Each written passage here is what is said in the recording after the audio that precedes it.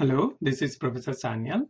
In this video, I'm going to show how to build a logistic regression classification model, how to evaluate the model using classification metrics, and also how to improve the accuracy of a class by modifying the cutoff probability. I'm using RapidMiner Studio 6.3 Starter Edition, and I'm running it on a Windows 7 PC. For this exercise, I'm going to use a dataset low birth weight that I have already imported to RapidMiner. Let me describe what this dataset is about. These data were collected at Bay State Medical Center in Springfield, Massachusetts during 1986. And these data are copyrighted by John Wiley & Sons Incorporated. Now, as you can see, it has 189 examples and 10 regular attributes. Now, this data set contains data about the babies that were born and the characteristics of the mother. So the target variable, or the variable that we are interested in, is this BWT that has two classes, low and high. Low if the weight of the baby at the time of the birth was lower than 2500 grams, and high if the weight was above 2500 grams, which is considered normal birth weight.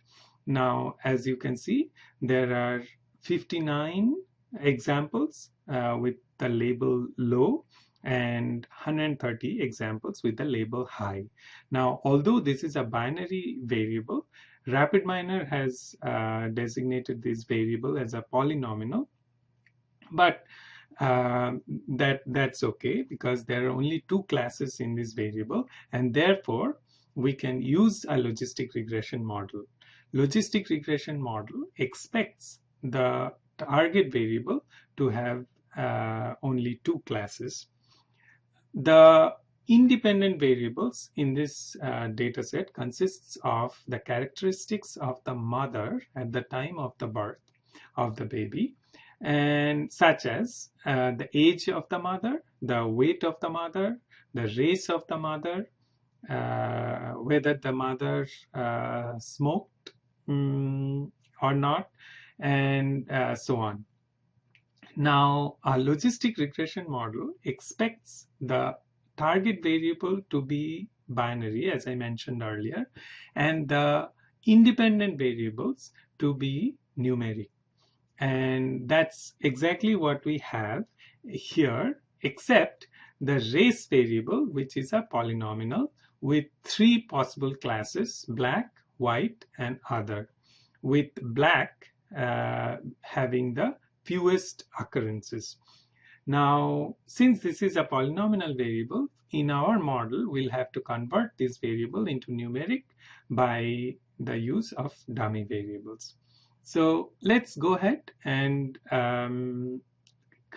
start building the process. And also, let me mention also that among the attributes that are present is the ID field, which we do not want to include as a predictor of the birth weight, and therefore we'll have to exclude that variable from our model. So now let's go ahead and start building the process. We bring low birth weight, the data set over here. Now we'll use the select attributes operator to remove the ID field from our model. So select attributes, we say single ID, and we invert the selection to exclude it. Then we'll use the nominal to numeric operator to convert the race variable into, so we say single and race, and we'll use underscore for the dummy variables. Now, as you know, when we convert a variable into dummy variable, it creates a number of variables depending on the number of values of the nominal variable. In this case, race, as we saw earlier, has three possible values: black, white, and other. And therefore, when we do a nominal to numeric conversion, three variables will be created, or three dummy variables will be created. Now, two of those will be completely correlated with the third one, and therefore I prefer to remove one of the three variables, again by using the select attributes operator.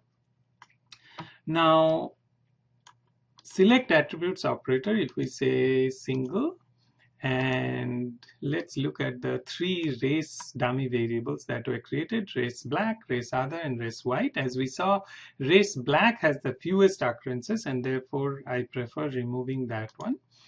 And we say invert selection. And so now we are done with all the pre-processing. Now we can go ahead and start building the model.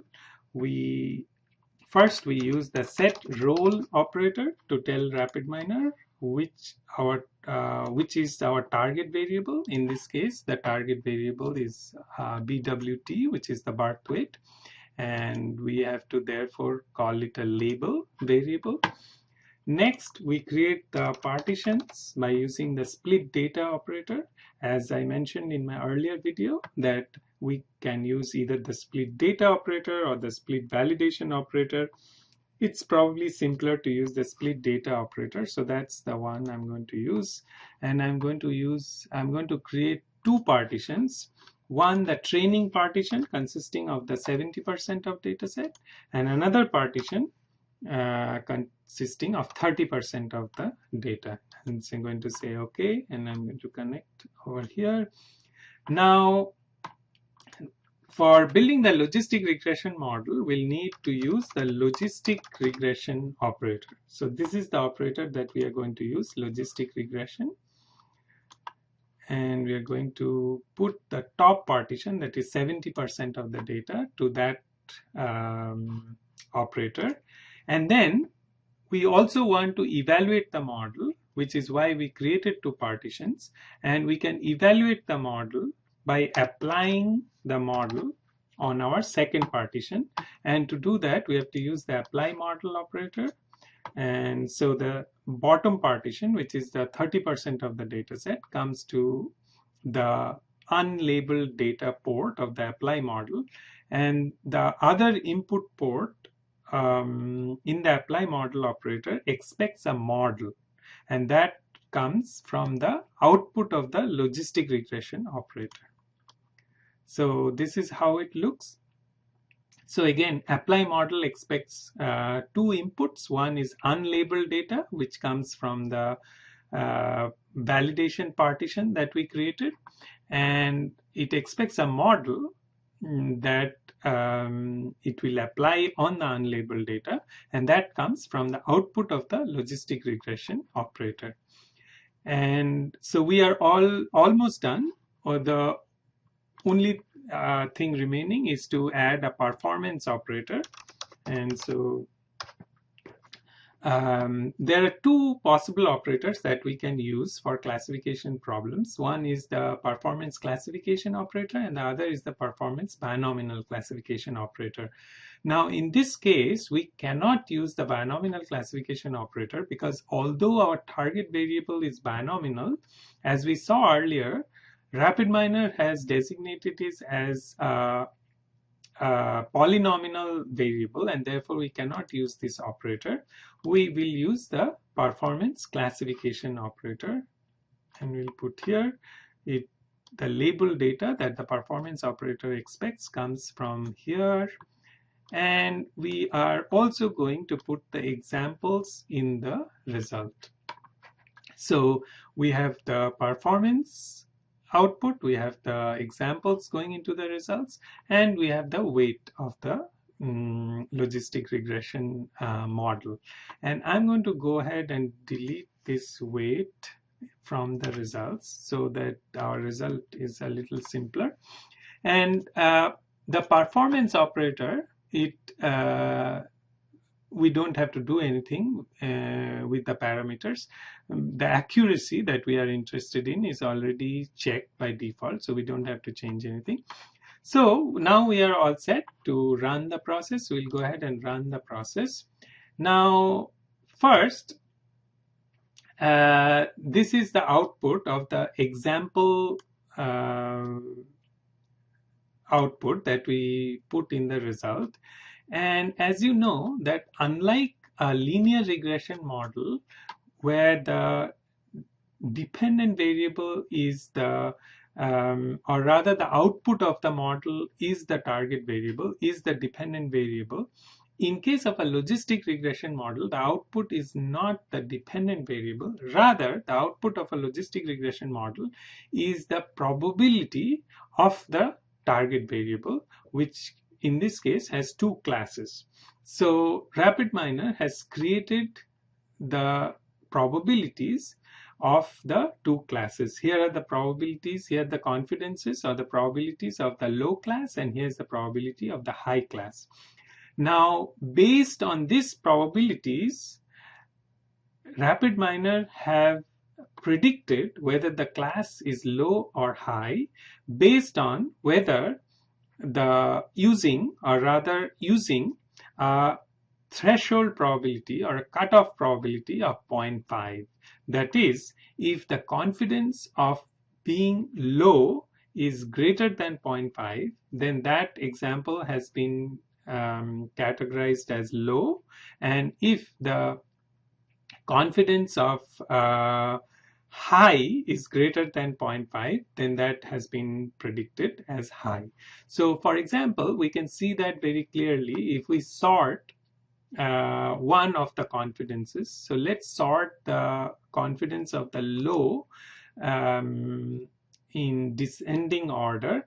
Then we can see that these are all greater than 0.5, and therefore the predictions are all low, and up to 0.525. As soon as it drops below 0.5, the probability of being low, and therefore the probability of the high label is now greater than 0.5, and these are all categorized as high, and that is, in other words, the cutoff probability that RapidMiner uses by default is 0.5. That is, if the probability of being low is above 0.5, the record is classified as low, and if the probability of high is above 0.5, then that is predicted as high. Obviously, the sum of the probabilities of the two classes is always 1. So if one is above 0.5, the probability of the other class is below 0.5. Now, let's look at how accurate our model is, and we can look at the performance vector. The performance vector is also known as the classification matrix or confusion matrix.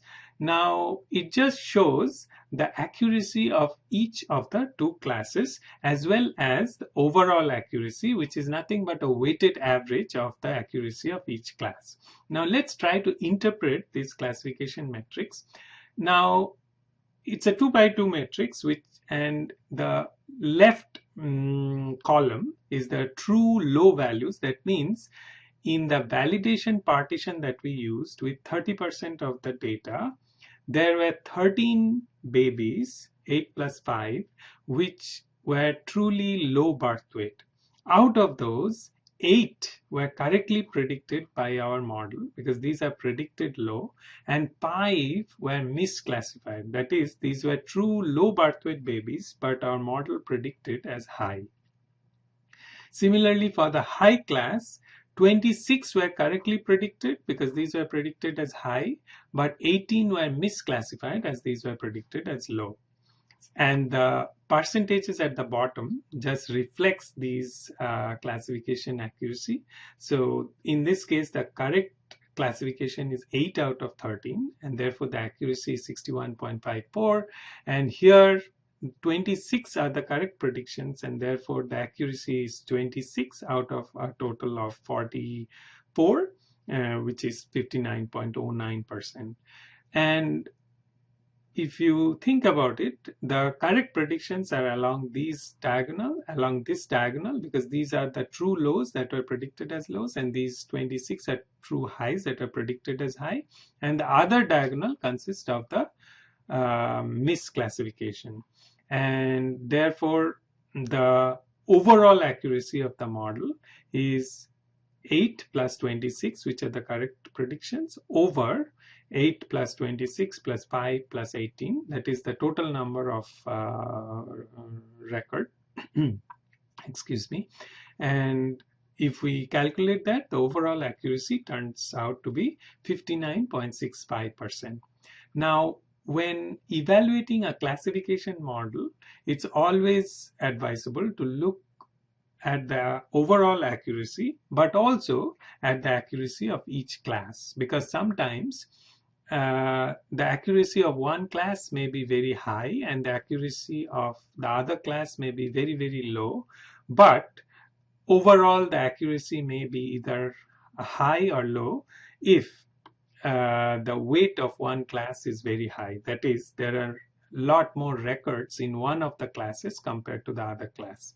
And therefore, it is always advisable to look at the accuracy of each class in addition to the overall accuracy. Now, in business, it is often the case that we are more interested in the accuracy of one of the two classes. So for instance, in this case, we might be more interested in having a high accuracy for the low class, because our interest may be to identify the low birth weight babies, or in other words, to be able to predict the low birth weight babies with high accuracy than the normal birth weight babies. So we can try to increase the accuracy of the low class in RapidMiner. Now that would probably mean that the accuracy of the other class is going to deteriorate, and so will the accuracy of the overall classifier. However, in many instances that is acceptable as long as the accuracy of the important class, that is the class that is important to us, is high enough. Now, suppose we want the accuracy of the low class to be at least 80%. We can do that by modifying the cutoff probability that is used.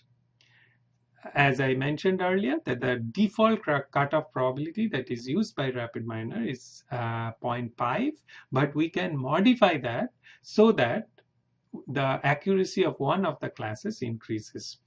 So again, for the now I'm going to modify the process that we just built to increase the accuracy of the low class to at least 80%.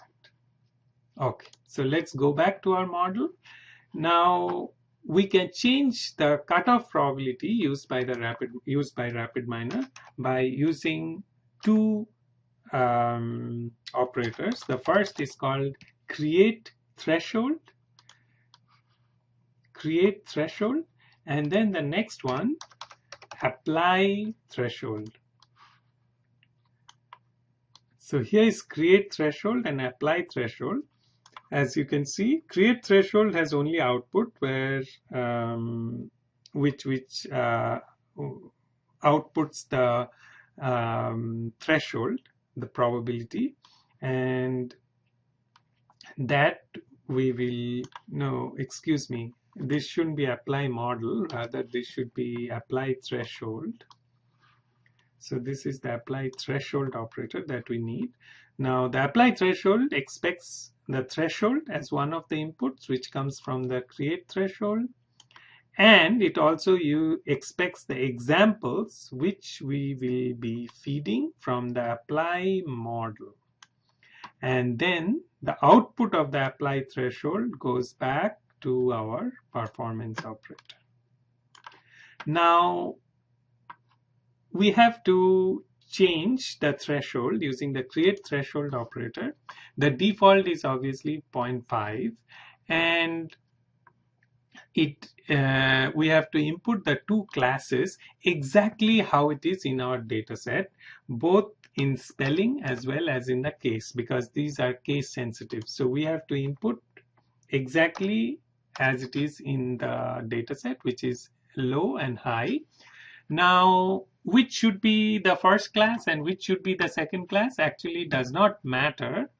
However, the interpretation is provided in the description of this threshold, that it says that should it occur that the confidence for the second class is greater than the given threshold, then the prediction is set to the second class.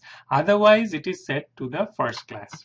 So in other words, let's suppose we change the threshold of the threshold from 0.5 to 0.6. What it means is that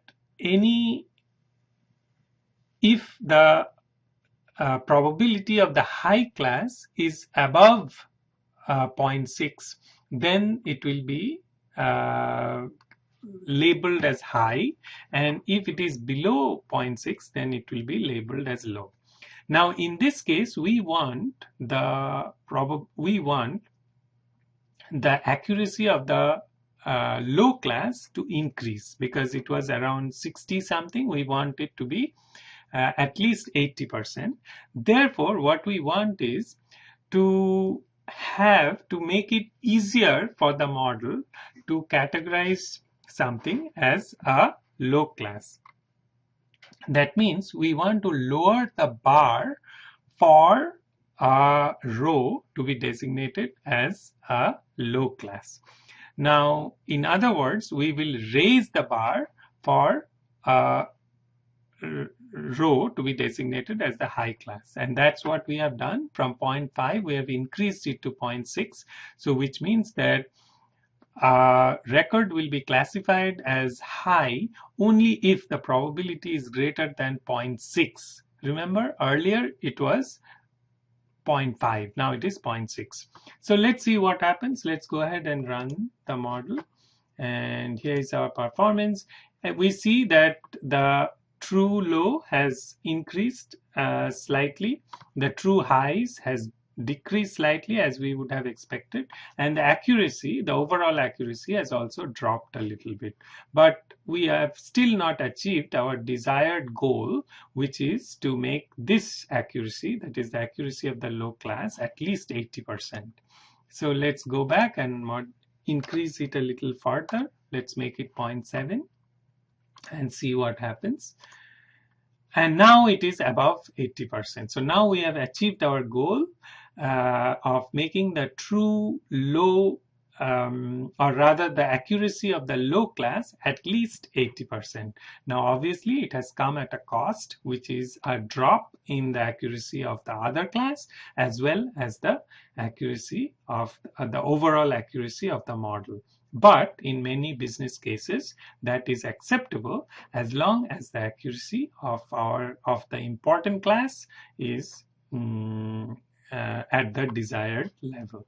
So that concludes our this video of creating a logistic regression model, evaluating a logistic regression model, and also to be able to modify the cutoff probability to improve the accuracy of one of the classes.